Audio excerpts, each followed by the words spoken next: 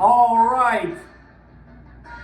Did you really think you were going to get a football season without hearing from the legendary Matt from Shaler?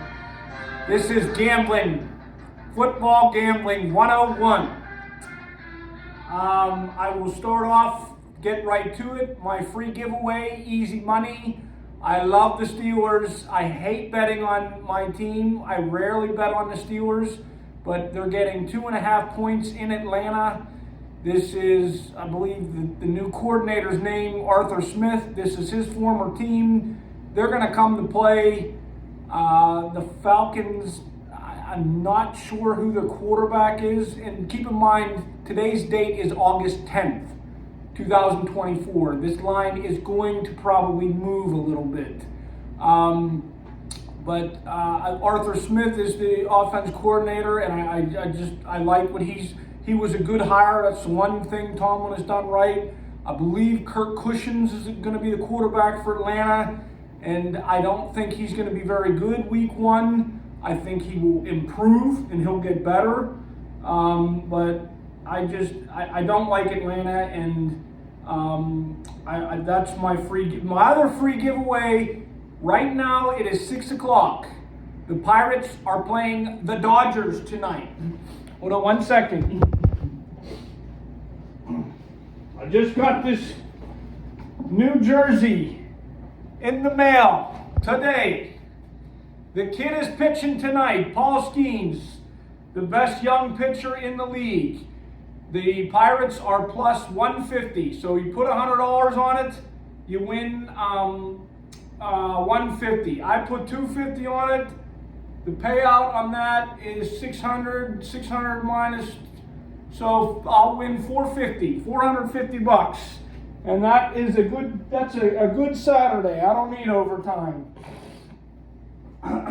So those are my two giveaways to start out. I will tell you that I've been gambling for quite a few years now, since I was about 20, and I will tell you it is not easy. And I'm going to go over some of the reasons why I think I've been burned before, and I've been burned pretty bad. I've taken some tough losses. But to start out, what I like to do is I like to bet on 3 games. I pick 3 games, and I will give you even 4 today that I like week 1. Now, again, this is August 10th. These lines will change.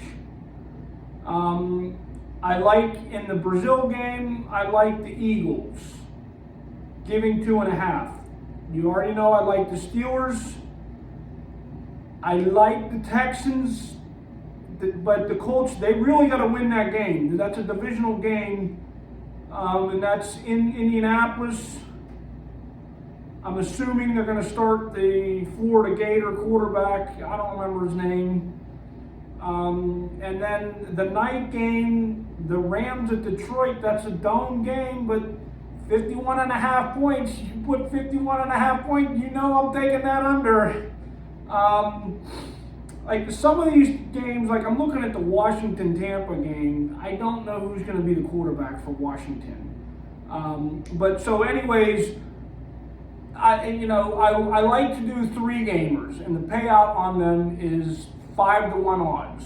So for every $1 you bet, you win 5. So if you bet $100, you win $500. Now, it sounds easier than it is. I've been doing 3 gamers for a long time, and I will tell you, normally football, I start out slow.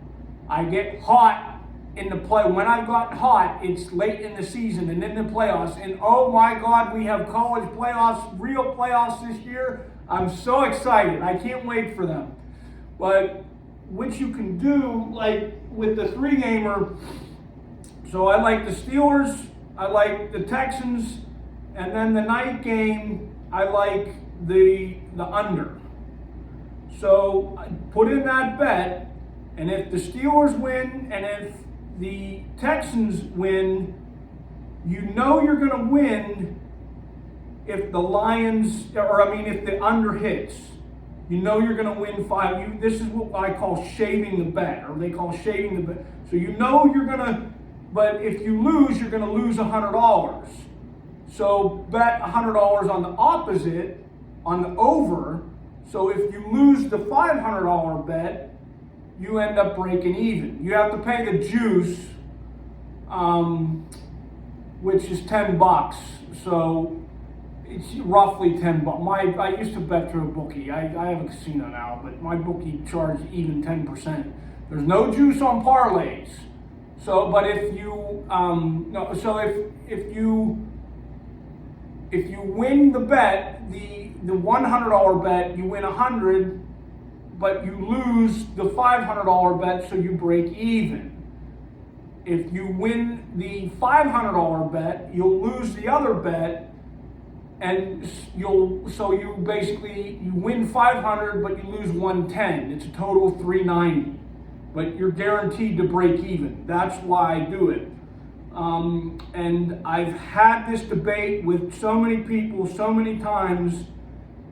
3 games is enough. 3 games is hard enough to win. I have won 4 games 2, maybe 3 times in my life. I had a buddy who he always wants to do like 7 or 8 games. And I think one time we won 6 and lost 1. It would have been like a $3,000 payout. You're picking too many games. It's too hard to win that many games. You got to keep them. 3 is enough. So that is that. The other thing I wanted to show you why I have the TV in the background is, a lot of people, and this is another thing that drives me crazy. They always ask me, of the 3 games, which one are you the most sure of? I hate that question. I really hate that. The one I'm most sure of, this one for week 1, is the Steelers. Well, you just jinxed it. That's going to be the hardest freaking game to win. That's always the hardest game. When everyone asks, which one are you the most sure of? That's the hardest one to win every time. It never fails. But what you can do is, if you go to YouTube here, you guys get to see some of my channel, but you can go to these game previews. Now they have these for almost every game. Maybe some of the college games they won't have them, but they have them for almost every single game. And they're going to go over everything you need to know about the game is going to be in here. They're going to go over the blocking assignments. Who's blocking who? Which cornerbacks are covering which wide receivers? How good are they against the rush? How good are they against tight ends? How, they're going to go over the kicking game. Are the kickers going to miss their field goals? The punters, how good are the punters? Everything you want to know about the game will be in this. I don't care for their predictions a lot of times, but I like how they tell you exactly who's going to be blocking who and who's covering who, and you know everything you need to know about the game. Now, the one thing I will tell you, this is what makes me smarter than every other gambler on the planet. And I know some arrogant asshole out there, or someone out there, or all of you out there saying you are one arrogant asshole to think you are smarter than every gambler on the planet. Well, I'll tell you why. You can do this shit all day long, and that is what is likely to happen. But what actually happens in the game, for no particular reason, you can't explain it, it doesn't happen. It's still a gamble. Like, you think it's going to be the highest scoring game, and they don't score at all. I thought for sure the Super Bowl was going to be points. They had the first quarter, they didn't score any points. That was a bet. You could have bet a scoreless quarter. I would have never bet money on that. I never would have thought that was going to happen. And I'm telling, there have been plenty of games where I thought I would have bet everything that I owned that was going to happen. The game that always comes to mind, the 18-0 Patriots. Maybe they were like I think a 9-point favorite, or it was over a touchdown. I was like, they might not cover the spread, but they are not losing. I would have bet everything I own they're not going to lose. A buddy of mine who watched this pointed out when the Patriots first won the Super Bowl against the Rams. Nobody thought the Patriots were going to win that game. I didn't think they were. I think they were like a 2-touchdown underdog. So it still is gambling. And the one thing that drives a gambler crazy, we're going to watch this right here. This was a 4-gamer that I did. I had the over in this game. I think it was 44.5.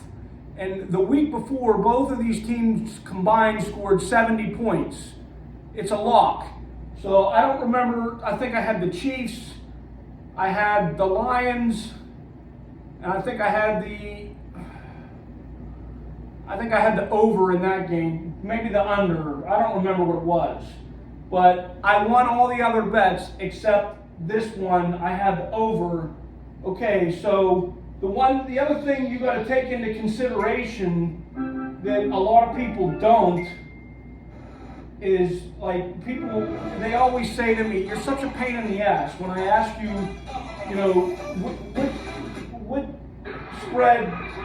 what spread do you like in this game? Well, I ask, okay, what's the weather? Is it going to rain? Is there any wind? What's the major injuries?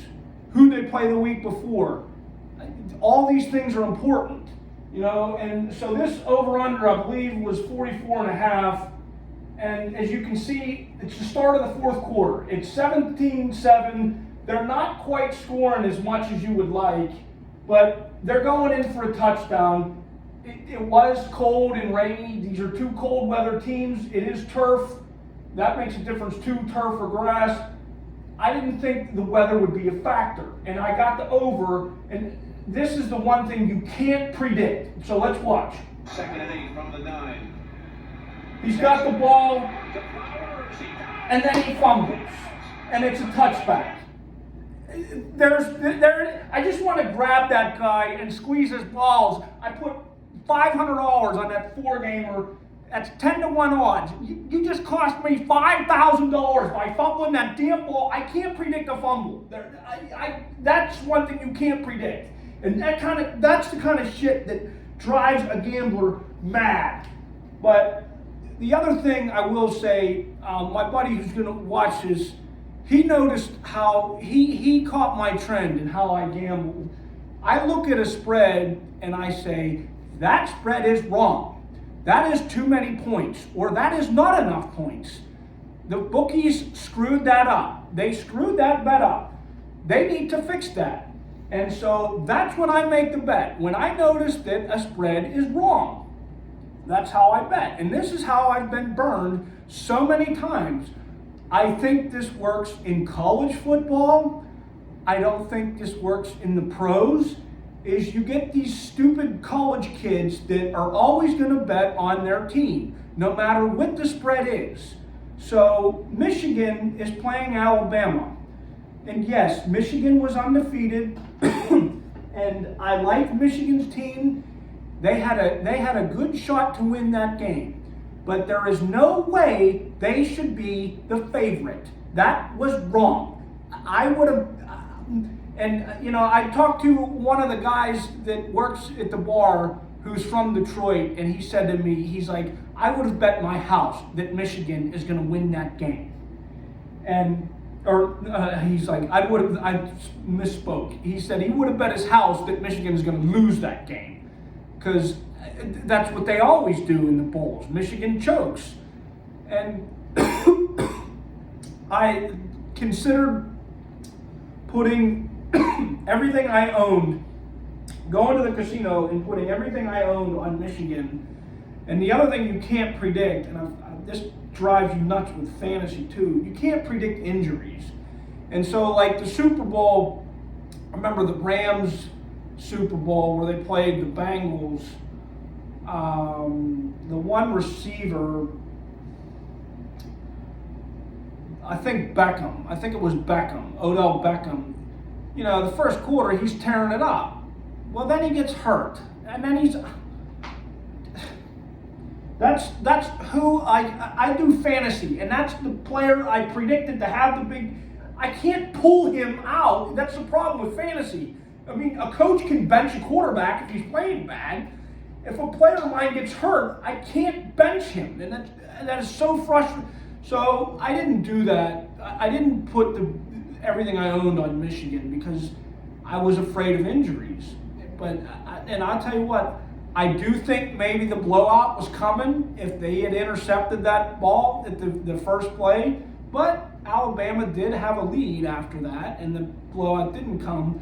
Now, I remember I knew that I was in trouble in that game at halftime because I expected the line to just bulldoze Michigan. And Michigan played tough. And I'm a Michigan fan. I watch all their games. They were playing like they were when they win. That's how they beat Ohio State. They were getting in on the quarterback, and they were playing well. I knew I was in trouble. I knew I was fucked at halftime. And I thought, I'm going home to my freaking bottle of vodka. I'm thinking, how does this happen again? I think I put $2,500 on the game. I'm like, how does that happen again? That I lose? The 2 years before, I bet big on Alabama against Georgia. I'm like, Georgia can't beat them. They're never going to beat Alabama. And again, the receiver got hurt. I know, that made a difference. The receiver got hurt. And so then Georgia ended up winning the game. And I remember thinking the Michigan game, I'm like, how does this happen again? How do I lose these? When am I going to win one of these massive bets for once? Another game that I saw back in, I think the year was 2010, LSU was undefeated. Alabama had one loss. They lost to LSU, and I believe it was in Alabama. And so they did the rematch, which I didn't like because a couple years prior to that, Michigan and Ohio State were both undefeated, and Michigan only lost one to Ohio State. They didn't replay that game. Well, they replayed LSU and Alabama. Okay, so that was the Sugar Bowl. That game was in New Orleans. That's basically a home game for LSU. And LSU was an underdog. You're giving the number one football team in the country points at home. Yeah, I'm jumping on that bet all day long. And I was in college at the time. I put $400 on it. $400 when I was in college was a ton of money. And of course, LSU couldn't move the ball. And so why that happens is what Vegas does is they know that these jackasses, college drunks, they're always going to bet on their team. Like Michigan is one of the most bet on teams in the country. So they know that everyone's going to bet on Michigan. So they pull the spread a little bit to get people to bet Alabama. So even though the spread should be in favor of Alabama should be the favorite, they want people to bet on Alabama, so they make Michigan the favorite. It was the same thing with LSU in 2010. They want people to bet on LSU. They don't want you to bet on Alabama. So they give the points to LSU. And so that's how the casinos or whoever makes the odds try to sway the betting a little bit. So like I said, I think that works in college. I don't think it works in the pros. That's why every time I get burned, I got burned on that Michigan game. I got burned when Georgia won the national championship, and I got burned when LSU lost to Alabama in the Sugar Bowl. Those were my three, and the next day my dad's laughing at me like, what a good learning experience this was. I just want to, but there you have it. Beware of the call. The other thing I will warn you with the over-unders, they did change the rules in college football. So it's not as bad as it used to be. But what scares me with those overs in college, if you take an under and that game goes into overtime, you're fucked. So if it's going to be a tight game, just be wary. I did like the under in the Michigan-Washington game, and I won. I won there. But it didn't go into overtime, thank God. If those kind of bets, if you go into overtime, you're fucked. But that's all I got. I'm really looking forward to this football season. I really think the Steelers are going to have one hell of a team. So with that, go Steelers. Hail to the victors. Pitt, well, we'll see what kind of team you have this year. Just beat West Virginia. Peace out.